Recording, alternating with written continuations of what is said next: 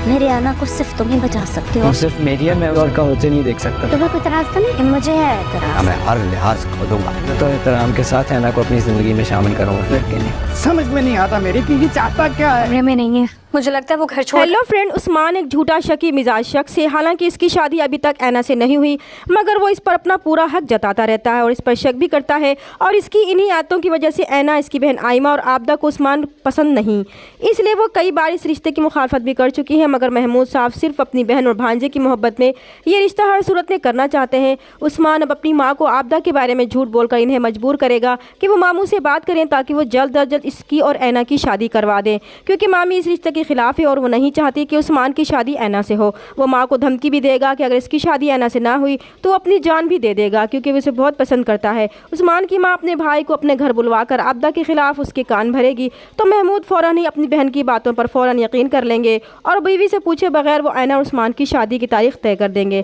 आबदा परेशान होकर अचानक ऐना के एग्ज़ाम से पहले शादी करने पर उनसे वजह पूछेंगी तो वो इनकी कोई भी बात सुनने को तैयार नहीं होंगे और बाप की बात सुनकर ऐना की जान ही निकल जाएगी, क्योंकि वो उस्मान से शादी नहीं करना चाहती। आबदा और ऐना महमूद साहब के इस फैसले पर खुश नहीं होंगी और गुस्से में होंगी, क्योंकि उस्मान और उसकी माँ ने जो झूठा इल्ज़ाम इन पर लगवा कर महमूद साहब से इनकी बेइज्जती करवाई थी वो इसे भूल नहीं पा रही होंगी। इसीलिए जब उस्मान की माँ शादी की तारीख लेने उस्मान के साथ आएंगी तो भाई को, तो क्योंकि वो पहले ही शीशे में उतार चुकी होंगी, वैसे रस्मन जब वो आबदा से पूछेंगी कि ऐना को लेकर इनके दिल में बहुत सारे अरमान हैं जो वो पूरे करना चाहती हैं, इन्हें कोई एतराज़ तो नहीं होगा। आबदा बेगम जो अपने शोहर से बेइज्जत होने पर पहले भी गुस्से में थी, वो कहेंगी कि इसे एतराज़ है। फिर वो शोहर को मुखातिब करके कहेंगी कि क्यों ना महमूद साहब इस बात की वजाहत कर ली जाए जिसकी वजह से आपने रात को मेरी इतनी तजलील की। मगर उस्मान यहाँ भी बड़ी चालाकी से बातों को घुमा फिरा कर सारा इल्ज़ाम आबदा बेगम पर लगा देगा और ख़ुद मासूम बन जाएगा। इस पर महमूद साहब को मज़ीद गुस्सा आएगा और वो भी अपनी बीवी की फिर से तजलील करते हुए इसे डांटेंगे कि ये रिश्ता उन्होंने खुद तय किया है और इस रिश्ते को पाया तकमील तक भी वही पहुँचाएंगे। वो तारीख पक्की कर देंगे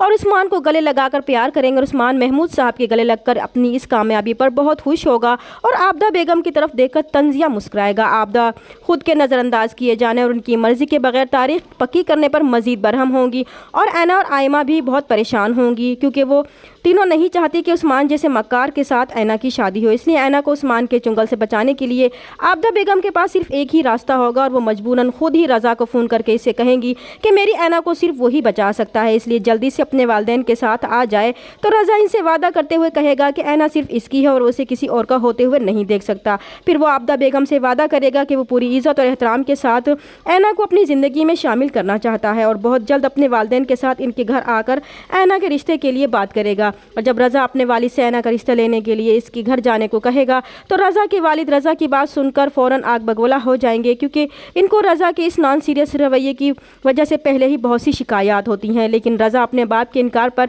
ये घर छोड़कर चला जाएगा और जब शांसी को पता चलेगा कि रज़ा नाराज़ होकर घर छोड़कर कहीं चला गया है तो वो फ़ौरन हमदान के पास जाकर उसे बताएगी कि रज़ा अपने कमरे में नहीं है। इसे लगता है कि वो घर छोड़कर कहीं चला गया है और फिर हमेशा की तरह हमदान रज़ा को ढूंढने, समझाने और घर में वापस लाने की कोशिश करेगा। चैनल पर नए तो प्लीज़ चैनल को सब्सक्राइब कर दें। मिलते हैं नेक्स्ट वीडियो में, तब तक के लिए अल्लाह हाफिज़।